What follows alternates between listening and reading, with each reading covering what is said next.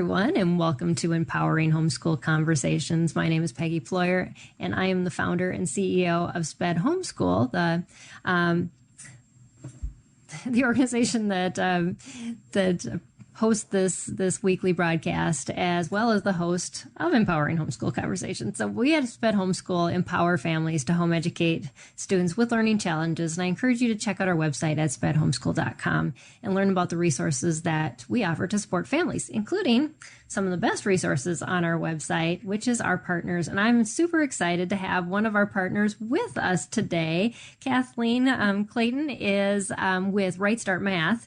And she and I have got to know each other over the years, and I'm super excited for her to share with you just from her experience of being a mom of 5 and having so much education experience with working with her own kids, and also with learners of all stages and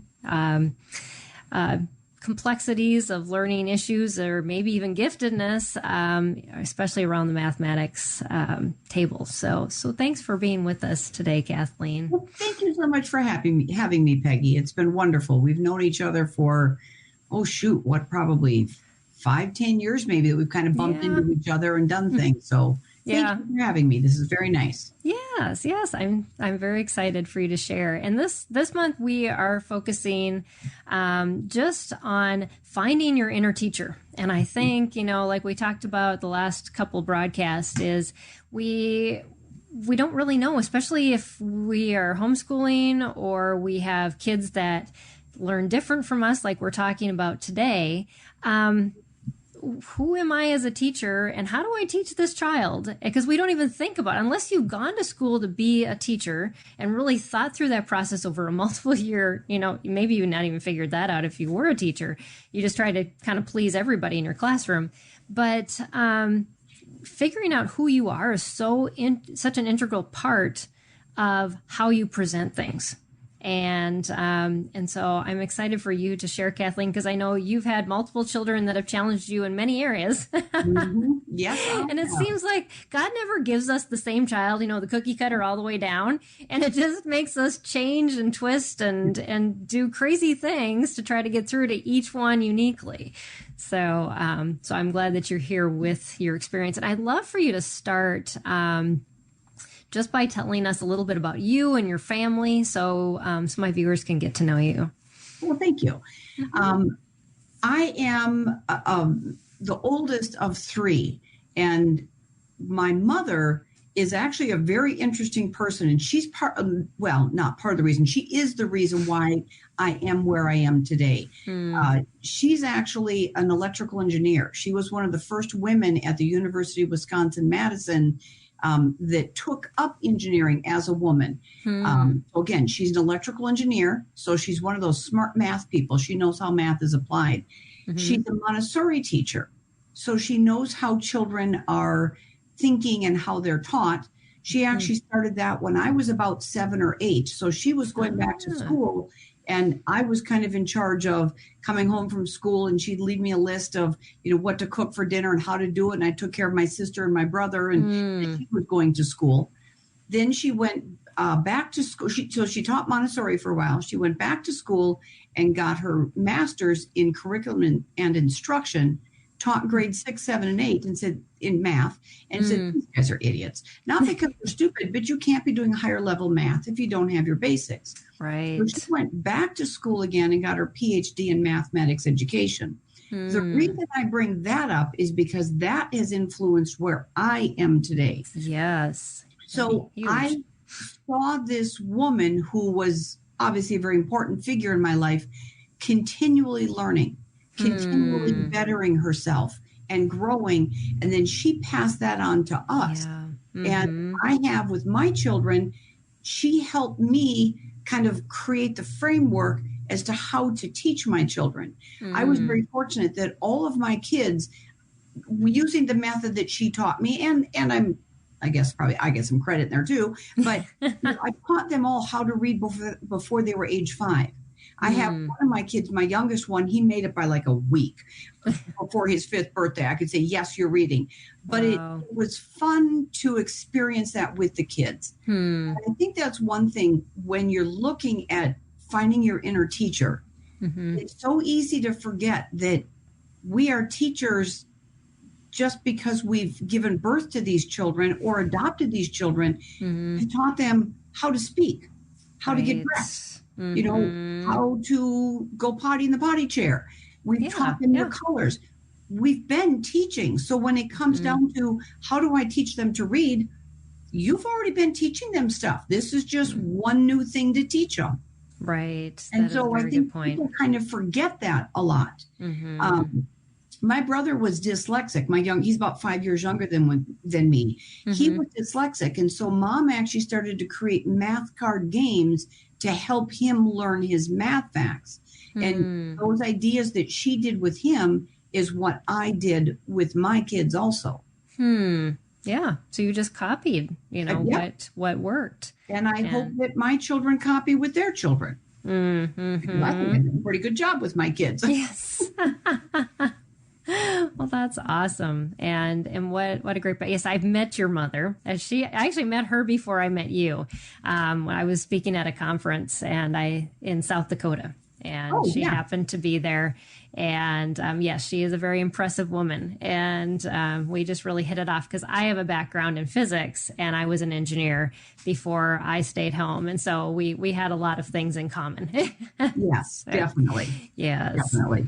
Oh, well, that's awesome. And what a great, you know, experience growing up. And you pointed out something that my guest 2 weeks or two broadcasts ago said too, is she grew up in an environment where learning was always happening.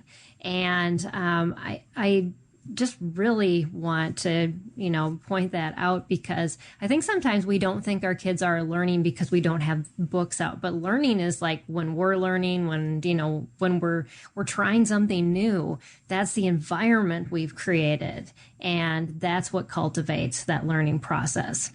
Definitely. So, yeah. So that's a great thing to point out and remember, just as we're thinking about teaching our kids that it's about creating that environment where that is acceptable. And, you know, mistakes happen in that, but there's always something to learn. It's funny that you bring up about mistakes happen. What I did with my kids is I told them, you know, especially when they got to be the young teenagers and teenage years, you know, the little ones, not so much, but as they got older, I said, if you make a mistake and you learn from it, then that's perfectly fine. If you make the same mistake again repeatedly, well, then shame on you because you obviously didn't learn your lesson. Right. But my second child, Anna, she and her older brother are 13 months apart. She would watch him. She was a very cautious child, not so much now, but as a child, she was very cautious.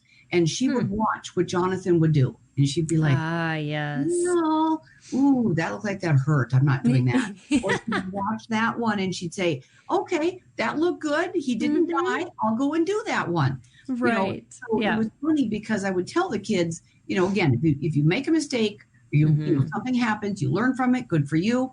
But the best ones are the ones that look at other people's mistakes. And my daughter was so good at that. She'd watch other kids' mistakes and go, I'm not doing that one. And that is a difference between boys and girls, too. I remember reading the book about bringing up boys and just how boys would try things. And even if they failed at it, they would go, oh, well, that wasn't, you know, what if I do it again, it's not going to happen. You know, they they don't quite think through that. And so yes, but yes, those children that want to just step back. I have one of those too. My youngest is that way. She'll learn from her brother's mistakes and not do them.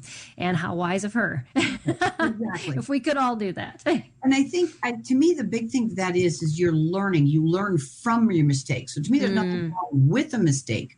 As long as you learn from it. So it's not, to me, the mistake that's the issue. It's did you learn? That's the issue. Yeah. And that is very true. And sometimes we, I think, as parents, need to remind the kids, what is the lesson? I remember one time, my third one, Maggie, had fallen out of a tree and broke her arm. And we were talking that day about being positive. Like not that day specific, but after that, we were talking about being positive. What does a positive person say? And they give a response. What would a negative person say?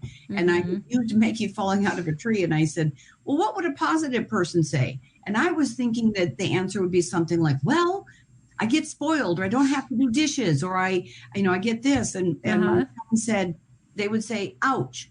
I said, okay, what would a negative person say? Ouch. I thought, how funny. It was interesting to watch him and to see how he took his humor, but yet still learned within that. And I think everything, whether it be falling out of a tree or whatever your mistake is, you can still learn from it. Okay. Yes. In her case, we learned that we should not be climbing trees while wearing dresses, because the dress got snagged, and that's why she ended up falling. And so, anyway. Yeah. All those lessons learned, and yes, you increase your bone density when you you have that break. So there's positives. So what? In your background, what ways did you learn best as you were growing up? And then, how did they, we talked a little bit about that, but affecting, just how you approach different things that your kids were learning.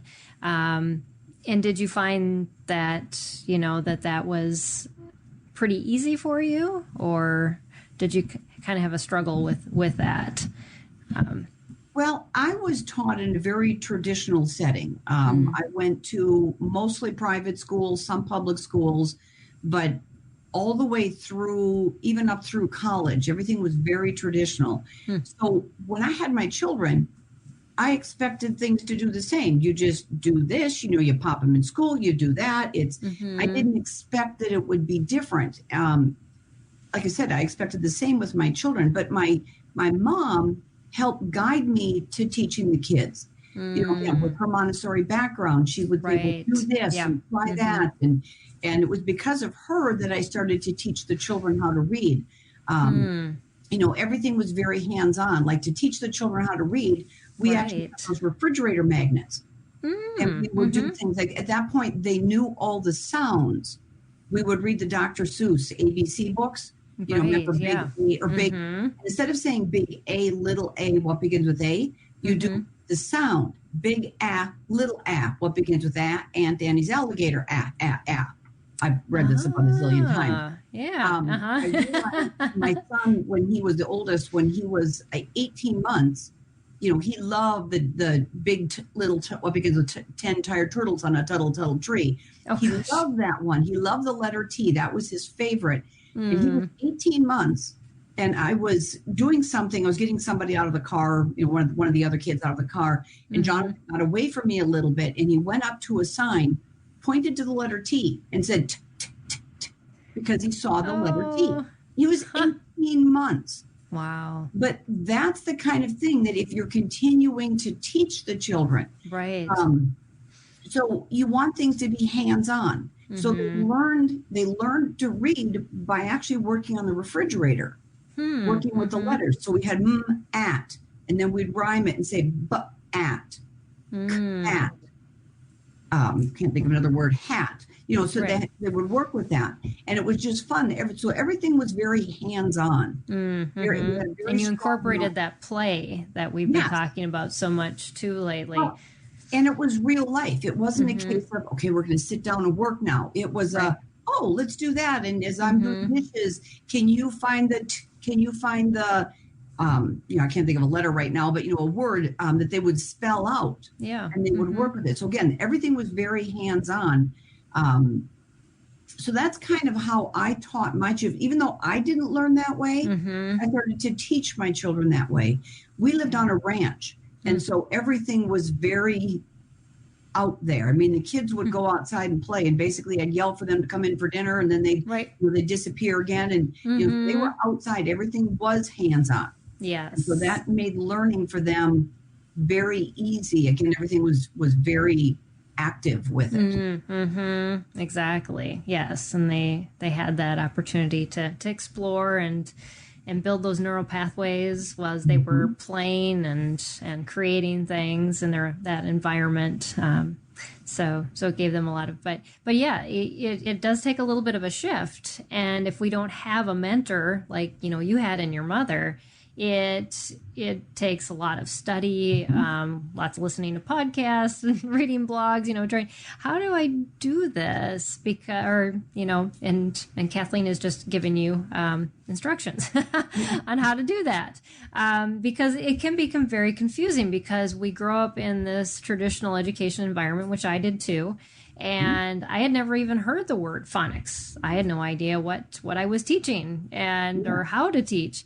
And I would have never even thought to sound out the T in a book other than saying the letter T. The name of it, right? Is the sound of it? Yeah, exactly. And so it takes that education of us to kind of come out of whatever mold we were taught in order to make learning easier and more accessible to our kids. And like you said, they can learn at a younger age, as well as they can catch on to things quicker because that's the way they're meant to learn. There's so much curriculum, traditional curriculum that is written that teaches kids in ways that makes them contort and bend and, totally against their natural inclinations for learning.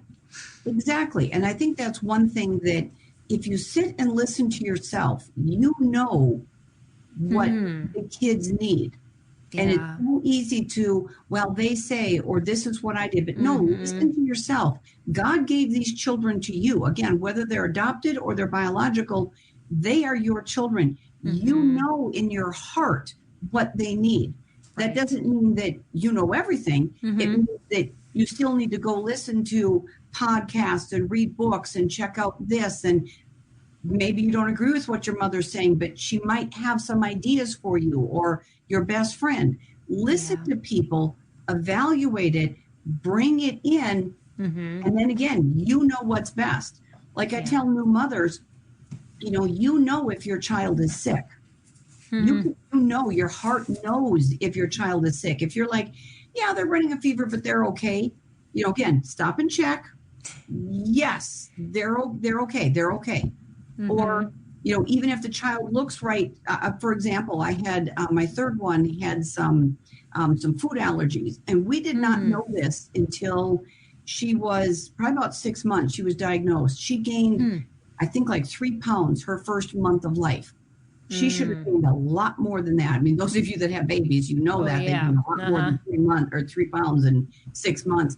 And I kept saying there is something wrong with this child. And I was doctoring and I was taking her in. I actually had one doctor say, "You're overstressed. She's fine." No, I'm not. I mean, at that point I had 3 kids, but it was, the oldest was 2.5. Anna was 1.5 when Maggie was born. So we had very chaotic household there for a while. But I knew in my heart that something was wrong with this child. Yeah. And sure enough, she was about 9 months old when we finally realized what it was. She had a very severe dairy allergy. Oh, wow. But again, I listened. I knew. I fought. And when this doctor told me that it was my mental problem that this was happening, no. I know. It's the same thing to me with your education. You know what's best. Again, look for resources, but in your heart, what's best. Yeah, that's great advice. Because yes, we often turn that off because we think, we downplay ourselves and think, well, the experts should know. Well, the experts aren't around your kids all the time. They don't see that baseline that you have for all of their life. Right. And when things change or things just don't seem to be progressing the way they should, then that is. It's what we need to pay attention to more. That's great. Awesome. So we have some viewers on, and I totally forgot at the beginning, but if you want to comment or put a question in the feed, we're talking about finding your inner teacher when your learning experiences don't match your students. We would love for you to join that conversation. So if you're watching on Facebook, on our page, or YouTube, you can comment in the feed. And if you're watching in our support group, you do have to give permissions to StreamYard to be able to post your comments or questions. But you can do that and join us there too, or pop onto one of those other places while we're live. So we've kind of dove into just some of those learning experiences from your background and how that kind of influenced that. But how about your children? What about their learning styles? How were they influenced positive or negatively by various learning environments, and how did that impact your ability to teach them? That's actually kind of an interesting question, because I assumed that all the children, mine are all biological, and I always thought that, well, they're coming from the same gene pool, so they're going to be copy paste. I mean, you've got boy girl, but they're all going to be the same. They're being raised in the same household. Well, did God think that was a hilarious thought? So we had children with, I think that 3 out of my 4 had ADD. They were undiagnosed as children, and today I have 2 out of 4 are diagnosed with ADD, and they're taking care of it. And they're adults now, so they can take care of it themselves and manage it themselves. Right. All my kids were gifted, which some of you are like, oh, you have gifted kids. Oh, no. Have gifted Yes. kids. Like, oh, you have gifted kids. I'm so sorry. Yes. Because, if you have a gifted kid, what takes a average child, not that there is one, but take an average child 20 minutes, it takes your gifted kid 5. You just sat down with a cup of tea and they're back up again. It's like, oh, you just settle a minute. So yes, they were gifted, and that's exciting, but it's also a lot more challenging on your end. I think I had to teach my daughter like twice the amount of subjects. And actually she had 2 transcripts full of high school credits by the time she graduated, because I had to keep her busy. Yes. Yeah, exactly. So right. And so I kind of want to tell you one of those things about the gifted. My oldest Jonathan, when he was in 2nd grade, and I need to back up and kind of tell you real quick here, we actually didn't homeschool because we live in a very small a small community. We live in a town of 200 people. We actually live 17 miles outside the town. So when my kids went to school, my one daughter had a class of 7 kids. Yeah. That's it. My youngest, Matthew, had a class of 3 children. That's it. That was the entire class. So very, very small. So they were kind of homeschooled at school. I kept ahead of the teachers. Again, I had mentioned I taught them how to read before they went to school. I kept ahead of their math for probably about 3 years. So they kind of just went to school so I could do other things. And at that point, I'm running a business too. So like it was kind of like your co-op. Yeah, exactly. So it was kind of nice. So they did that. But Jonathan in 2nd grade was dealing with some challenges. He was dealing with some personally, how do I say this right? He was not making the best decisions as a 2nd grader. And the teacher said, you really need to get him tested. He's having some challenges. We may have to hold him back. Well, my firstborn, I don't know what to do with these kids. I've never had one before. So I went and had him tested, and he was reading at the 8th grade level, and he was doing his math at the 3rd grade level. So he was bored out of his skull. Yeah. And we actually contemplated homeschooling at that point. And we ended up moving to the town where we live now, because he was in a slightly bigger school. We moved to the town where we are now. And I told the teachers there that you can't just give him more homework, because he's gonna take that sheet of paper, ball it up, and aim it for your forehead, and just to get some excitement happening. Right. So they had things, kind of like you said with your daughter. They would give him things like he would go and chart the daily temperatures or the wind speed and create a chart. So they were giving him work above and beyond to keep him mentally occupied. Right. We actually had to deal with the teachers for him that he could read anytime he wanted during any classes, as long as his grades were up. Because he would catch on to something very quick. Again, because he was gifted, he would catch on very quick. He'd read a book, take the test, and as long, again, as his grades were fine, they just let him go. So he found ways to adapt to make it work. And again, that kind of comes back to helping your kids adapt in whatever you're setting, whether you're homeschooling in just your family, you're doing co-ops, perhaps you are in the school setting. Advocate for your children to get them what they need.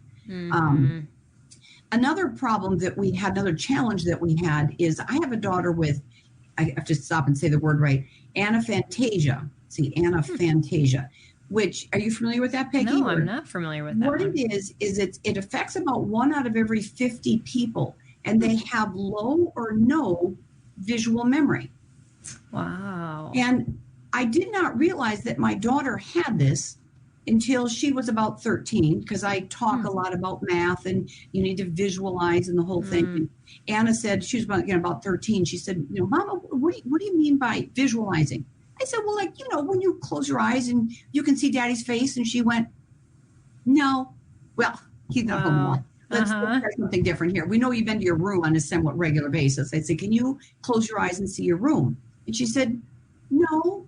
And as I was thinking, really? And even now, today, I can see your desk is there, and your shelves are there, and your bed and your door, and you put your stuffed animals. And she's like, not really. And I thought, oh dear, I didn't drop her on her head. What's going on with her? Right. Well, we found out because, again, like I recommend, I looked, I talked to people, I searched and tried to figure out what was going on. We found out what this is. And then she actually graduated high school in 3 years. She graduated college with a double major in 3.5 years. So she's not a stupid girl. But just recently, she's married now. And one day I was asking her, I was talking about this to some people, and I said, I wonder if Anna's still, how's that going with her? And I asked her, I said, so what does your husband look like? And she said, well, he has a beard.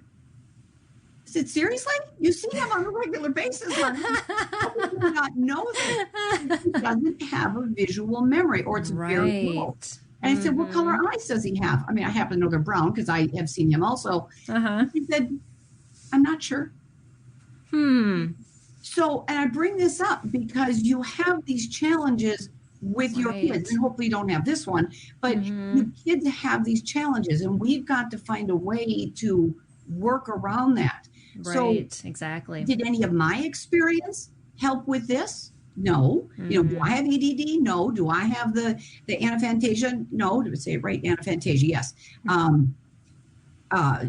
Another one that we had to deal with is my youngest, Matthew, dealt with some vision therapy. He would, starting in about first grade, he would say, the words are getting soggy.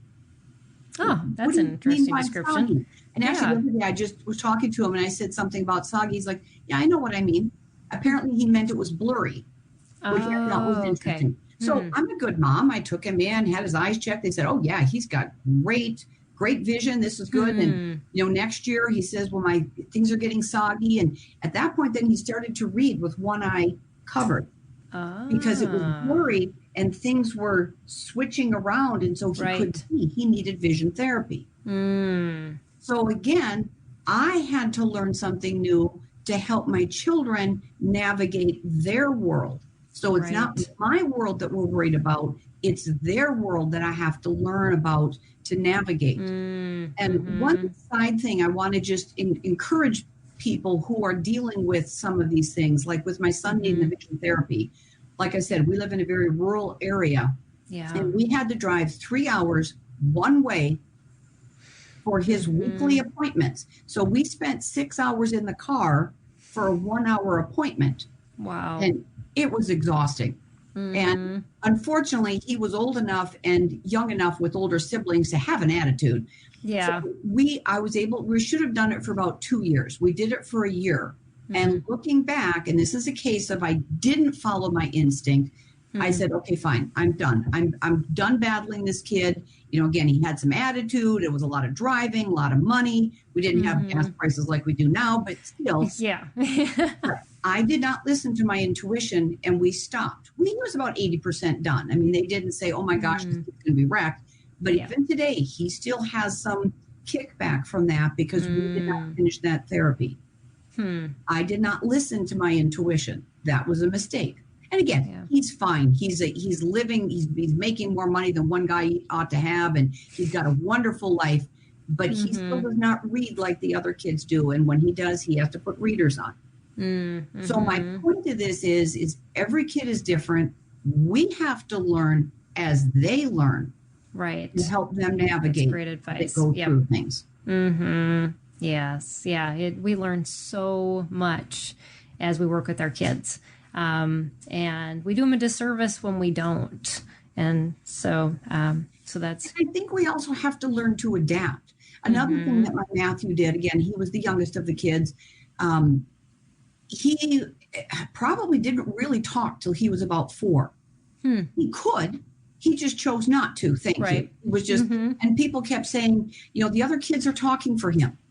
And I would listen because, again, I wanted to check and make sure, and I'd listen. And no, they weren't talking for him. He just had nothing to say. Right. And so we started to learn sign language just to give him an avenue. And we still, we didn't learn a lot, but we learned, I don't know, probably about 100 words, enough that I could tell him to put on your, to put on your shoes.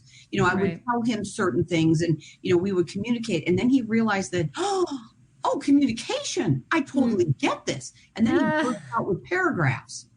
So he could speak, he just chose not to. But again, we adapted to fit his needs so that he could continue to grow. Instead of just saying, all right, kids, no one's going to talk for Matthew.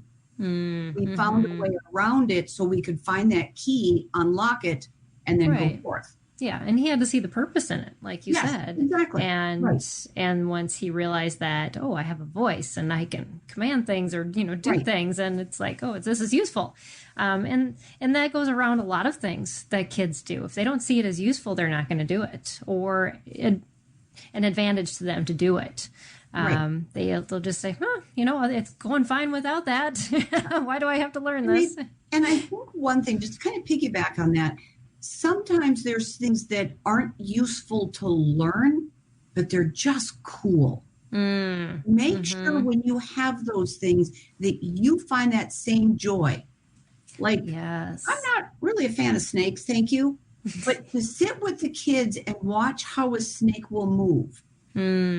I'm uncomfortable, but this is not about my learning.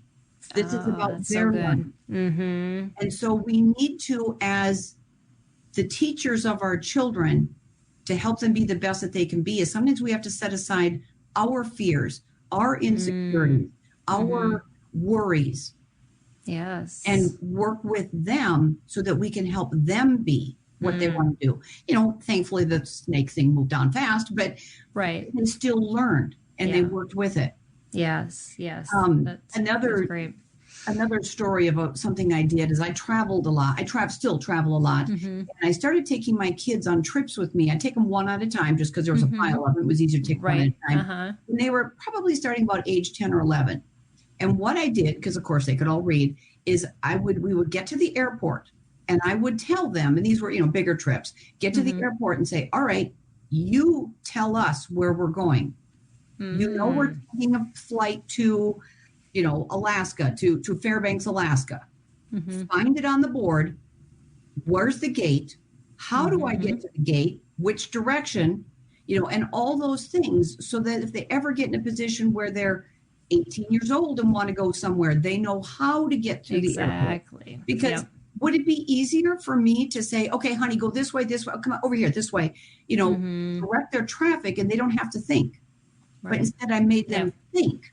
So when we get to the hotel and it's room, 1107, and the little arrow says 1107's that way and they turn this way, okay, I follow with them the wrong way because they're going to learn it. Right. Yep. That goes back to our mistakes and learning from that. Yep. Right. Yes. So I think that's what's important. I think sometimes people just need to hear that you need to let them make mistakes, not dangerous mistakes, not like fire mistakes. Right. But there's nothing wrong with going the wrong way in a hotel. It's going to cost us 5 extra minutes. We'll be fine. We'll get some exercise out of it too. Exactly. Yeah, we used to do that a lot. We do a lot more road trips than flying with our kids. And, we'd get the old maps out. Even if they had a navigator, how do you read the map? How do you find, where are we? And, where's, the nearest rest area or whatever. And, it's always a fun challenge to keep them on their toes. And so, yeah, that's great. So I was going to ask you, what things did you do to help yourself better understand how your kids learn and what you need to best teach them? I've heard a little bit from you. You've talked to some experts, but what what are some ways that parents are thinking, I don't even know where to start with trying to figure out how my child learns, or what they could possibly need that is different from my own learning experience? Well, as far as your own learning experience, politely, who cares about you? Mm-hmm. We're not teaching you. So I might be more comfortable in a classroom, maybe because that's what I'm familiar with. Maybe it's because I like the auditory learning. Mm-hmm. But it's not about me. It's how does your child? So try things. Try. Mm-hmm. Does it work best if I say, here, Peggy, read this? Or, Peggy, would we like to talk about this? Or would you like to watch it? Would you like to do it? Mm-hmm. And try it and see what works. And again, talk to other people. Mm-hmm. They can see things sometimes that you can't because you're so close to it. Yes, exactly. And see what they have to say. Mm-hmm. And so to me, there's no one right answer that you take a quiz and poof, there's the answer. Because as soon as you do, your kids are going to change. Yeah, that's so true. Yes. Right. Yeah. So we have to keep changing with them. We have to keep checking. So even if you decide, okay, my kid's very hands-on, they don't like the auditory, they don't like me talking to them, they want to all figure it out themselves. Okay, that's now, but don't stop the auditory. Don't stop the visual. Don't stop the, keep going with it, because if you've got a child who's very hands-on, okay, that's great.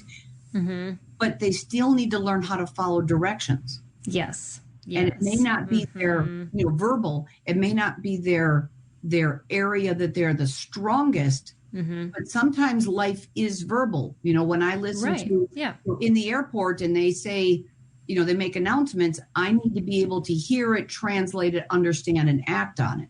Right. So it's exactly. not on. Yep. So I think the thing is you can't look and say my child is X way of learning. Mm-hmm. They may prefer that. They may be more comfortable with it, but we still have to play with the other types of learning. Yes, exactly. Yes. And introducing your student to those different learning modalities all of the time, as much as you can over one subject, is going to help them become more comfortable with it. And like you said, it may not be their go-to, they may choose as an adult, I want to process all my books audio, as audio versions. That's fine.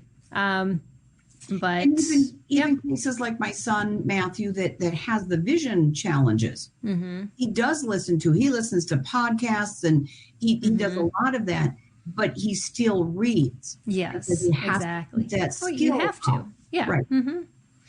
Certain things he'll kind of I shouldn't say suffer through, but he'll work through it because there's a desired end to it. Right. Yes. Yeah. Yeah. And there's text everywhere. We have to be able to read at least a small amount, but if he has to struggle through it, he'll know when to take breaks. He'll, he knows how to accommodate himself in those situations so that he can get through and get the information he needs. And that's the most important, is that they know how to get through all those different ways of learning, because they're not going to be able to pick and choose when they get to the DMV how they want to, fill out the form or there's not, 5 different options. There's one, and you better do it quickly. Exactly. So yes. And I love that you pointed out they keep changing, and because we can say, oh, my child's this type of learner. And I just remember homeschool conferences very early on. What's your child's learning style? And, teaching your child all that one style, and yet your child can change over time. They may be approached, or there may be some neural connections that happen that all of a sudden trigger some other place of learning in their brain, and we just don't know. Right. Well, it's like if you only use your legs, you never use your arms. Mm-hmm. Even though my legs are my most powerful, or I'm most comfortable using my legs, there's times when you do have to use it. And if you don't use those other types of learning, you're not ever going to expand them. Yes. So we need to keep that in mind. And again, you're going to know that one way is a preferred, but it doesn't mean it's an always. Right. Yes. Yeah, that's it's a great thing. I don't think we've ever approached that on our show. And so thank you for definitely pointing that out. So you've been sharing some stories. This learning process. Do you have any others to share as encouragement to our viewers and listeners of just learning along with your kids and learning and growing with them and kind of growing in that learning process? I think it's an absolute joy to see where the kids lead you. Mm-hmm. So true. It's just amazing. For example, I have some family members that unicycle, the one. Oh, yes. You told me about that. Yes. Uh-huh. And because of that, my children are unicyclists. Three of them are unicyclists. Mm-hmm. And the boys didn't they got into it initially and then they moved on. But my daughters really got into it. Because of that, we actually went to the International Unicycle Convention in New Zealand. Wow. So because of that, I got to see things that I would not have normally gone to. So it's really neat to see where your kids will lead you. So it's not a case of, I'm going to teach them all this stuff. It's a case of, we are doing this together. Yes. And I like to tell the kids, I don't know something. They ask me a question. I don't know. Let's go look it up. Because then they can see this is how we learn it. Yeah. It's not a case of mommy knows everything. It's a case of here's how we're going to learn it. Let's go learn it together. I don't know that. Let's go ask grandma, or let's go ask grandpa, or let's go see if we can find out. Let's go buy some snakes and see what happens when, and see where that leads us. And it's amazing the places that our kids will bring us. I like that we find it together till we have that teamwork. Yeah. Another story that I think is kind of interesting is we will make mistakes. And, hopefully not bad ones, but one that we had, I had mentioned that Maggie had some food allergies. And once we found the first one, the dairy allergy, then she ended up being allergic to corn and soy and wheat. Wow. I mean, basically everything. She basically ate meat, fruits, vegetables, and rice. So she had her own food groups and the whole thing. And we had unfortunately developed attitude that when Maggie wasn't feeling well, we all were like, oh, Maggie's not feeling well. Kids, just be nice to her. So what did that do? That ended up creating this princess who had a crown that she hung on to it because I'm not feeling well. You have to. And she was about 11 when I realized what was happening. I was a little slow, apparently.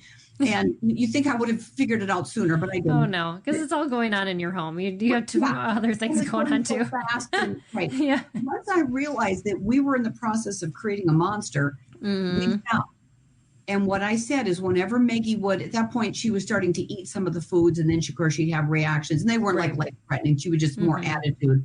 And so once I realized that, I would say, okay, you're the one who chose to eat whatever. You go to your room until you feel like you can come out and be part of this family again. Yeah. And even today, and sorry, Maggie, if you're listening, she's got still a little bit of that carried forward. And I really wish I would have discovered that I was creating that because we allowed her to have her attitude. If I would have changed it when she was 8 or 6 or 5, it might have made a difference. Right.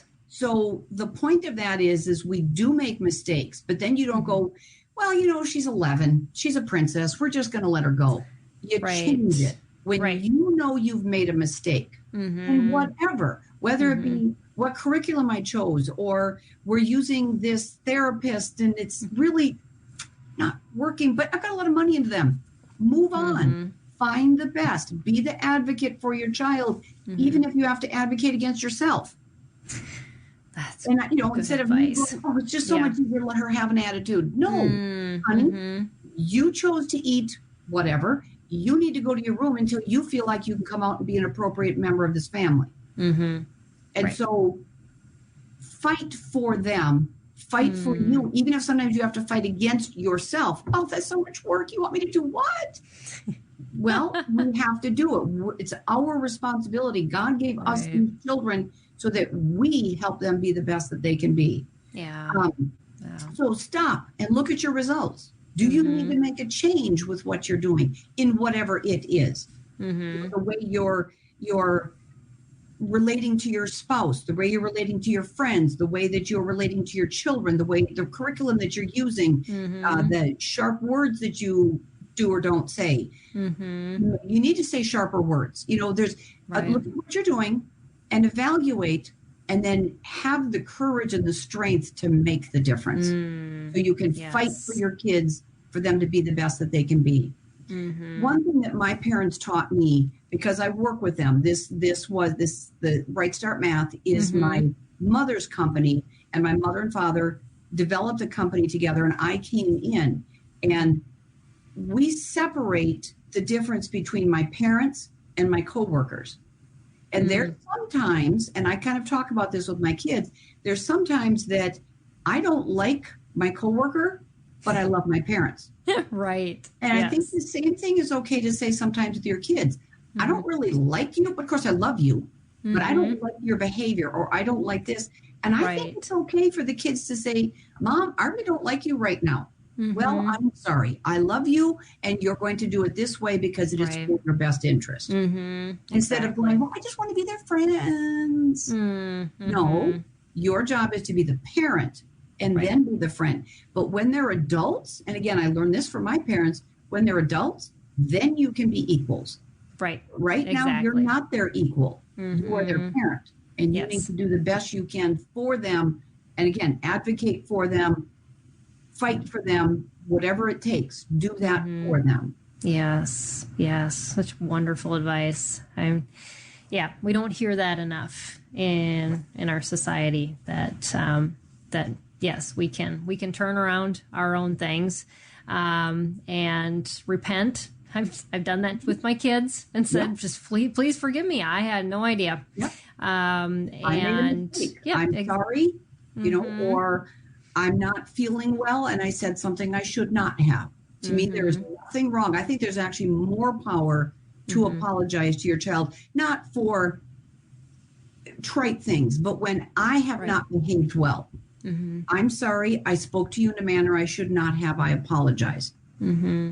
Another thing that I think is important is trust the child. Yes. Trust them. Talk to them. You're not just the dictator on high who gets to make these wonderful decisions, but trust them. Like I mentioned, my daughter graduated high school early. I really want to let a 16-year-old let loose in the world? And yes, she was a very mature young lady.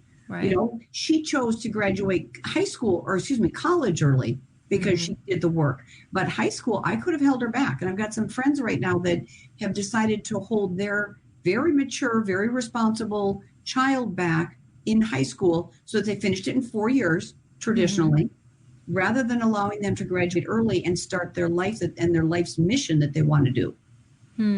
I look at it and think, I think they maybe should have gone. That child was ready. It was not an immature child. It was a very responsible one. And now she's lost 6 months that she can't get back because she has to wait to start the schooling that she wants. She wants to go to be a paramedic. So now she has to wait in order to get into that class instead of starting in December like she was hoping to. So trust your child. Yeah, and it's so important to have those discussions with them. It's their life. I remember as my kids hit those high school years, just to talk to them. What do you want? Do you want a transcript that has things that you want to learn on it, or do you want one that'll get you into a college? Because they're very different, and you're the one who has to live with this. And the same with my daughter. I mean, she did end up having double the credits, but she didn't know what she wanted to do. She had no idea. And I was like, I'm not just going to graduate you into nothing. So let's just keep learning together and figuring out, where God's calling you. And when you feel ready, we'll graduate you. And so it's involving them in that process and asking those questions and learning along with them as they go. And being willing to make those changes to what, you've been talking a lot about this, Kathleen, about your preconceived ideas of what education should look like, how that child should learn, and all of these other things, because they are unique. And sometimes the preconceived ideas on what they're going to be. I would love to have a doctor in the family. I don't have any who want to be doctors. Right, exactly. It's not about me.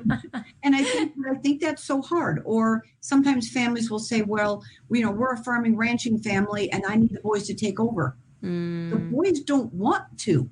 Right. They have, God is leading them elsewhere. So we need to find a different plan to figure this out. Right. And again, I think that comes back to trusting yourself, trusting them, asking the questions, looking around, seeing what other people have to say. Yeah, that's so true. And yes, we can interject a lot of our expectations into that. And I know that's why I pursued engineering, because my dad was an engineer. It's what he wanted me to do. And I did it and I hated it.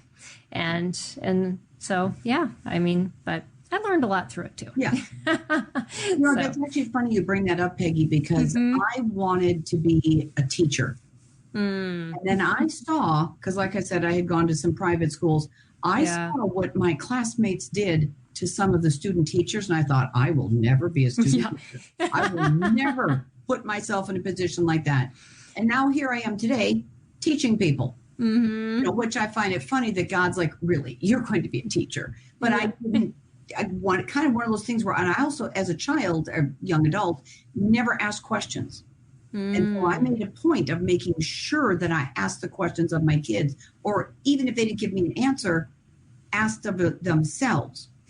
What do you want to do, son? What do you want to do, daughter? Right. Or even as they're younger, is this really an appropriate way to answer your worksheets or to deal with your worksheets? That's great. Yes. Like I tell the middle school kids that I teach, it is your responsibility to teach you.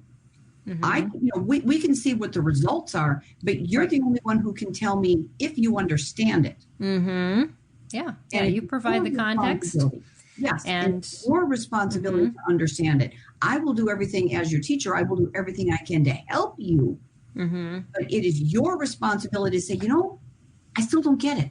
Help me out. Exactly. Instead of just nodding and going through the paces and not really learning anything. Tell that to the kids. Make sure they know it's their responsibility to be the best that they can be, whatever it is. Whether it's to be a welder like my Matthew, or like Anna works, my second one, she actually works with, she works in a retirement home.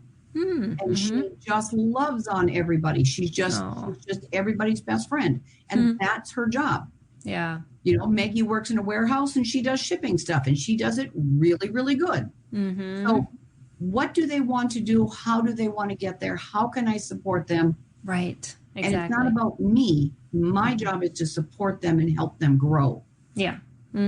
Exactly. They need that too. There's so many young adults and teenagers these days that don't have that support from their family, a community, or anybody, and they feel so alone, and they're pursuing something that's on their heart, and nobody will support them in it. And just to love your kids through those things. Yes, they do. Find somebody. So if it's your family says, they want you to be the engineer and you want to be a rancher, then find a rancher that can mentor you. Right. Exactly. Or ideally, we as parents, if I don't know anything about ranching, I'm going to find, okay, where can I find a rancher who can mentor my son or my daughter to do this? Yeah. Yeah. Right now I'm trying to find a tattoo artist. So that's what my daughter wants an apprenticeship in. And I'm like, I don't know any tattoo artists. Yeah. If you do, contact me. She's an incredible artist. And then you can work with that. Yeah. Yeah.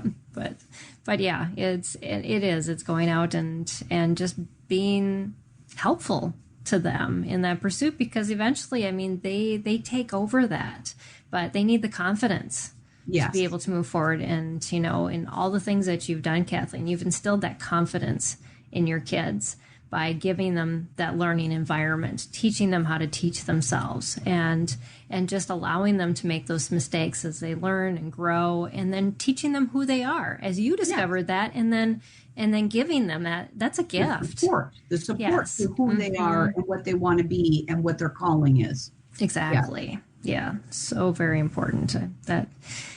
That sums up a wonderful bit of wisdom that we've been talking about in this last hour. So before we end, though, Kathleen, I'd like you to tell us a little bit about Right Start Math and just what your company does, how our viewers can connect with you, and Okay. Right Start Math, as you can see in the bottom of the screen there, it's Right Start Math, RIGHT, startmath.com. We are an elementary and middle school curriculum.